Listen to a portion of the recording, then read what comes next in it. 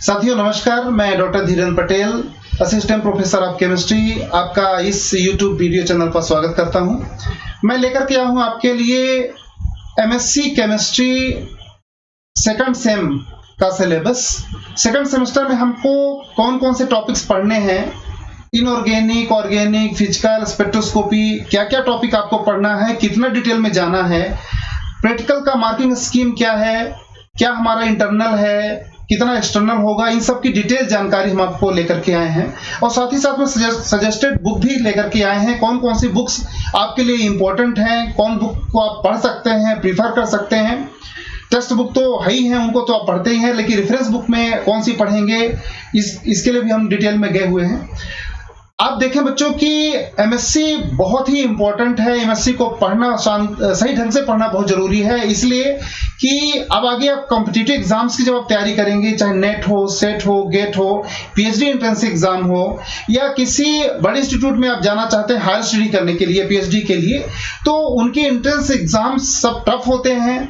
उनके एग्जाम्स को क्रैक करने के लिए ये बहुत जरूरी होता है कि हमारी बहुत शानदार स्टडी हो।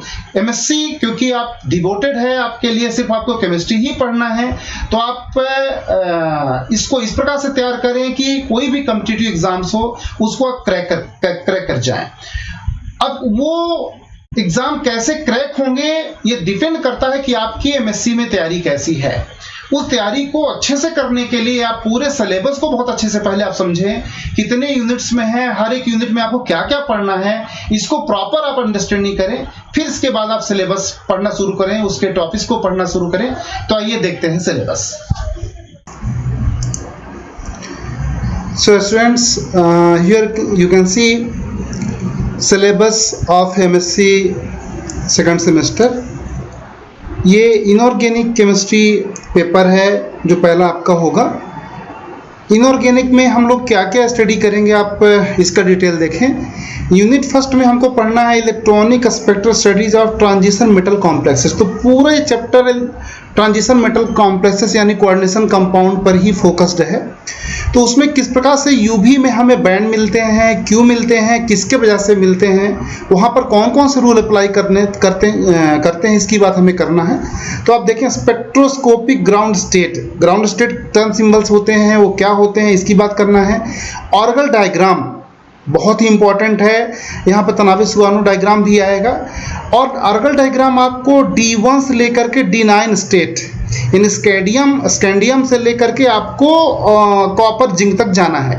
पूरे इलेक्ट्रॉनिक सिस्टम के लिए आपको पढ़ना है। इसमें कौन कौन से सिलेक्शन रूल्स अप्लाई होंगे इसकी भी बात करना है। Calculation of 10 DQ B and beta इसकी बात करना है। चार्ज ट्रांसफर स्पेक्ट्रा की बात करना है। देन यूनिट सेकंड आप देखें magnetic properties of transition metal complexes. Transition metal complexes वही हैं, उनका हम मैग्नेटिक बिहेवियर कैसे कैलकुलेट करते हैं, कब वो पैरामैग्नेटिक होंगे, कब डाई मैग्नेटिक होंगे, कब फेरी, कब फेरो, कब कौन सा मैग्नेटिक शो करेंगे और उनकी वैल्यूज क्या होगी। और साथ ही साथ magnetic exchange coupling and spin crossover को भी समझना है। ऑर्बिटल क्वेंचिंग क्या होता है इसकी बात करना है। Then unit number third metal pi complexes बहुत इंपॉर्टेंट है। जितने भी कॉम्प्लेक्स कंपाउंड बनते हैं, कार्बोनाइल लिगेंड, नाइट्रोसाइल लिगेंड्स, इनमें कहीं ना कहीं पाई बॉन्डिंग का पैटर्न आता है, जिसमें CO ligand sigma electron donor और पाई इलेक्ट्रॉन एक्सेप्टर की तरह बिहेव करता है। तो ये फिनोमिना होती क्या है, उसको कौन कौन से फैक्टर इफेक्ट करते हैं इसकी बात यहाँ पर करना है।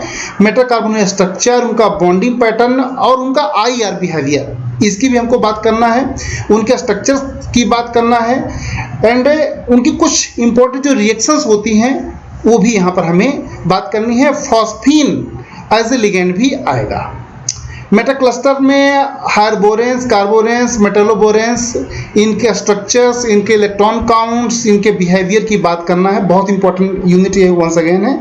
Then optical rotatory dispersion and circular डायक्रोबिस भी आपको पढ़ना है। Linear and circularly polarised light क्या होती है, इसके क्या एप्लीकेशंस हैं इसकी बात करना है। Electricity and circular dichroism, Wardy and Cotton effect, Faraday and Kerr effect भी हमको पढ़ना है। So it's all about your inorganic syllabus.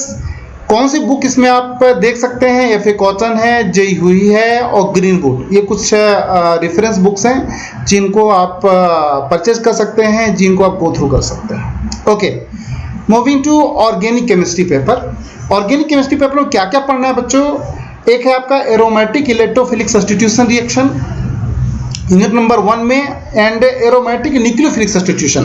तो इलेक्ट्रोफिलिक सब्स्टिट्यूशन और न्यूक्लियोफिलिक सब्स्टिट्यूशन की आपको बात करनी है एरोमेटिक में। एलिफेटिक हमको नहीं पढ़ना, ऑलरेडी हम पढ़ चुके हैं पिछली कक्षाओं में। यहाँ पर एरोमेटिक पर फोकस करना है, जैसे डायरेनियम आयन मैकेनिज्म, एरेनियम आयन कैसे जनरेट होते हैं, वो मैकेनिज्म कैसे पार्टिसिपेट करते हैं, किस प्रकार से वो उनका एनर्जी प्रोफाइल डायग्राम होता है, उसमें आर्थो पैरा रेशियो क्या होता है, एब्सर्स अटैक क्या होता है, इसकी बात करना है। Diazonium coupling and wheels mayor reactions की बात करना है। गाटर-मोइट-कोच रिएक्शन की बात करना है। एरेनियम में ही एरोमेटिक में ही आपको aromatic nucleophilic substitution reaction, unimolecular nucleophilic substitution reaction, benzene क्या होता है, इसके मैकेनिज्म की आपको बात करना है। Leaving group and attacking nucleophile क्या होते हैं, स्माइल रिएक्शन रिएजमेंट क्या होता है, इसकी बात करना है। यूनिट सेकंड में फ्री रेडिकल पर आपको फोकस करना है। तो फ्री रेडिकल होते क्या हैं, इनके किस प्रकार से रिएक्शंस होती हैं, इनमें नाइबरिंग ग्रुप पार्टिसिपेशन या नाइबरिंग ग्रुप असिस्टेंस, जिसको एंटीमेरिक असिस्टेंस भी बोलते हैं, इसकी बात करता है। ब्रिज हेड कार्बन क्या होता है, क्यों कम स्टेबलाइज करते हैं, इनकी बात करना है। एलाइलिक हाइलोजिनेशन, एन ब्रोमोसक्सिनामाइड जो होता है, उसके जो एलाइलिक हैलोजिनेशंस होते हैं उसके द्वारा इसकी बात करना है। Sandmeyer reaction, free radical rearrangement की भी बात करनी है। Then unit number 3 addition reactions की पर्टिकुलरली यहाँ पर बात होगी। इसमें regioselectivity, chemoselectivity, hydrogenation of double bond and triple bond की बात करना है। Hydrogenation of aromatic ring and hydroboration, Michael reaction की बात करना। सरप्लस असिमेट्रिक ऑक्सीडेशन भी आएगा यहाँ पर। Addition to carbon hetero multiple bond unit number 4 में इसकी बात करना है। तो इसके mechanism of metal hydrides, reduction and saturated and unsaturated carbonate compounds, acid and esters, nitriles, इनकी बात करना है। ग्रिग्नर रिएजेंट, आर्गोनोजिंक एंड आर्गोनोलिथियम, इनकी मैकेनिज्म लगभग एक जैसी है, लेकिन आपको बहुत डिटेल में पढ़ना है। बिटिक रिएक्शन पढ़ना है, एल्डोल, नोबेंजा, Claisen, Mannich reaction, benzoin condensation, Perkin's Stork, बहुत सारी यहाँ पर नेमिंग रिएक्शन आपकी आएगी यूनिट नंबर 4 में। तो कुल मिला के आप समझ सकते हैं कि यूनिट नंबर 4 ग्रिग्नर रिएजेंट और नेमिंग रिएक्शन पर बेस्ड है। देन इसी में आपको एलिमिनेशन रिएक्शन की बात करना है। E1, E2, E1, CB की हमको यहाँ पर बात करना है। लिविंग ग्रुप क्या होते हैं, उनकी लिविंग टेंडेंसी का ऑर्डर क्या होता है, इसकी बात करना है। देन यूनिट नंबर 5 बहुत इंपॉर्टेंट है कॉम्पिटिटिव एग्जाम्स के रिगार्डिंग भी, अब बहुत ही इंटरेस्टिंग रिएक्शंस होती हैं। पेरीसाइक्लिक रिएक्शन, जिसको एक बात समझ में आ गई सपोज को डूब जाएगा, नहीं समझ में आए तो सर के ऊपर से भी जाएगा। तो आपको इस ढंग से इस चैप्टर को पढ़ना है कि बिल्कुल शानदार कमांड आपको बन जाए। पेरीसाइक्लिक रिएक्शन टोटल आपको विजुलाइज करनी होती हैं, 3 डायमेंशनल उनके स्ट्रक्चर को समझना होता है।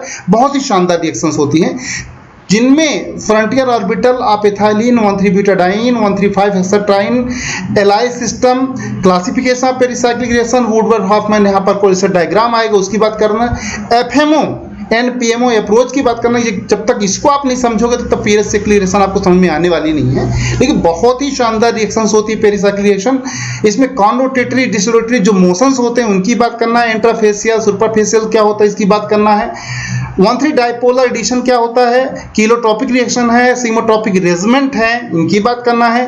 3,3-5,5 सीमोट्रॉपिक रेजमेंट होता है, इसकी बात करना है। क्लाइजन है, कोप है, एजाकोप है, इसकी बात करना है। इन रिएक्शन की बात करना है। ऑर्गेनिक के लिए कौन सी बुक्स आपके लिए बेस्ट हो सकती हैं बच्चों, जिसमें आपके जेरी मार्च है, पीटर स्काइक्स है, एस एम मुखर्जी साहब की बुक है, बहुत बढ़िया है, SP सिंह साहब की बुक है, इनको आप देख सकते हैं। Then physical chemistry. Physical chemistry में केमिकल डायनेमिक्स आपका यूनिट 1 में है। Methods of determining rate law, collision theory, reaction rate, Arrhenius equation, activated complex theory की बात करना है। ट्रीटमेंट ऑफ यूनिमॉलिक्यूलर रिएक्शंस है, होमोजेनस कैटालिसिस है, इसकी बात आपको करना है। देन आपका यूनिट नंबर 2 जिसमें आपको सरफेस केमिस्ट्री पर फोकस्ड होना है। सरफेस केमिस्ट्री में आपका एड्जॉर्प्शन है, मिसल्स का फॉर्मेशन किस प्रकार से होता है, बीईटी इक्वेशन यहाँ पर आएगा, गिब्स एड्जॉर्प्शन एसिथर में यहाँ पर आएगा, और क्रिटिकल मिसाइल कंसंट्रेशन CMC, इसकी बात आपको डिटेल में करना है। माइक्रो इमल्सन, कभी कभी यहाँ से नेट सेट गेट में क्वेश्चंस पूछे जाते हैं। मैक्रोमॉलिक्यूल्स की बात करते हैं। पॉलीमर आ गया आपका। पॉलीमर में पॉलीमर होता क्या है, थोड़ा जो आपने 11th-12th में पढ़ा उससे थोड़ा सा एलिबरेटेड आपको जाना है, ज़्यादा मैकेनिज्म वाला पार्ट आपको यहाँ पर पॉलीमराइजेशन की देखना है। और जो पॉलीमर्स का मॉलिक्यूलर वेट डिटर्मिनेशन की डिफरेंट थ्योरीज हैं, ऑस्मोमेट्री है, विस्कोमेट्री, इसको डिटेल में आपको पढ़ना है। Then unit number 4 non equilibrium thermodynamics में यहाँ पे पढ़ना है entropy production, entropy flow, heat flow, chemical reactions क्या होती हैं, डिफ्यूजन, इलेक्ट्रिक कंडक्शन, इन सब की आपको बात करनी है। यूनिट नंबर 5 इलेक्ट्रोकेमिस्ट्री, जिसमें DHO इक्वेशंस का जो एक्सटेंशन फॉर्म है उसको बात करना है। लिपमैन इक्वेशन पढ़ना है। ओवर पोटेंशियल क्या होता है इसकी बात करना है।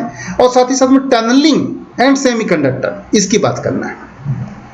यहाँ पर थोड़ा सा और देखेंगे पोलैरोग्राफी एंड इल्कोविक इक्वेशन, ये इंपॉर्टेंट है, कभी इसमें नेट में क्वेश्चन इससे लेकर के आता है। इल्कोविक इक्वेशन से कौन कौन से बुक्स हैं आपके फिजिकल के लिए, तो आपका एटकिंस एंड AK चंद्रा, ये कुछ पॉपुलर बुक्स हैं। देन आप आए यूनिट नंबर स्पेक्ट्रोस्कोपी वाले पेपर में, स्पेक्ट्रोस्कोपी एंड डिफ्रैक्शन मेथड। तो स्पेक्ट्रोस्कोपी आपका कुल मिलाकर के NMR पर बेस्ड है। आप समझो कि जो भी आपको सेकंड सेम में स्पेक्ट्रोस्कोपी पढ़ना है वो टोटली NMR पर बेस्ड है। NMR में बहुत डिटेल में आपको जाना है। न्यूक्लियर स्पिन क्या होता है, शील्डिंग डिशील्डिंग तो है ही है, केमिकल शिफ्ट है, इसके अलावा स्पिन स्पिन इंटरेक्शन है, स्पिन कपलिंग कांस्टेंट J है, उसको डिफरेंट टाइप के मॉलिक्यूल्स में अप्लाई करना है। Then NMR studies of nuclei other than proton, तो जो आपका H1 NMR होता है उसके अलावा कौन कौन से NMR टेक्नोलॉजी होती है उसको डिफरेंट एग्जाम्पल्स के थ्रू पढ़ना है। कार्बन 13 है, फ्लोरीन 19 है, फास्फोरस 31 है, इनकी बात करना है।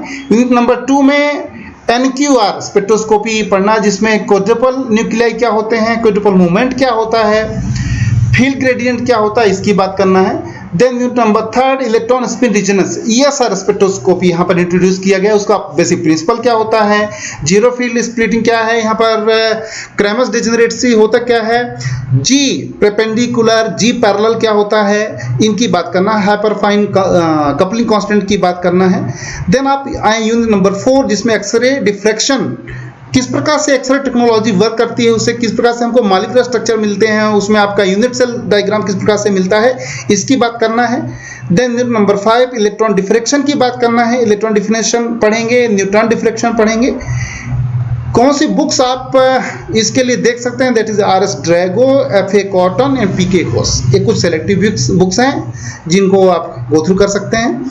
देन इसमें आपका आता है कंप्यूटर्स फॉर केमिस्ट, ये सबके लिए कंपलसरी है, सब बच्चों को पढ़ना ही है।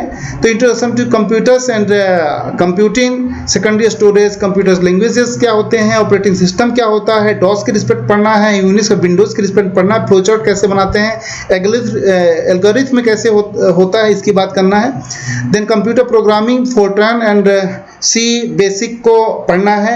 प्रोग्रामिंग इन केमिस्ट्री, केमिस्ट्री में किस प्रकार से प्रोग्रामिंग बनाई जाती है, कैसे हेल्प करती है, इसकी बात करना है। And uses of computer programming, MS Word, MS Excel, internet का यूज, जिसमें PDF है, JPG है, RTF, ये बिटमैप, ये जो डिफरेंट टाइप की फाइल्स होती हैं, इनके बारे में आपको पढ़ना है। प्रैक्टिकल आप देख लें, प्रैक्टिकल में आपका इनऑर्गेनिक में क्रोमेटोग्राफी है, प्रिपरेशन है, रिकॉर्ड 4 का है, बायोसी 5 का है। देन कुछ आपका ये प्रिपरेशन में बताया गया है कि कोऑर्डिनेशन कंपाउंड्स कैसे हम बनाते हैं, तो बहुत इंटरेस्टिंग है। ऑर्गेनिक सिंथेसिस है, क्वांटिटेटिव एनालिसिस है, रिकॉर्ड बायोसी। देन आपका कुछ इसमें सजेस्टेड बुक्स हैं, उसको भी आप देख सकते हैं प्रैक्टिकल के regarding. So it's all about your semester 2nd syllabus. Thank you for watching.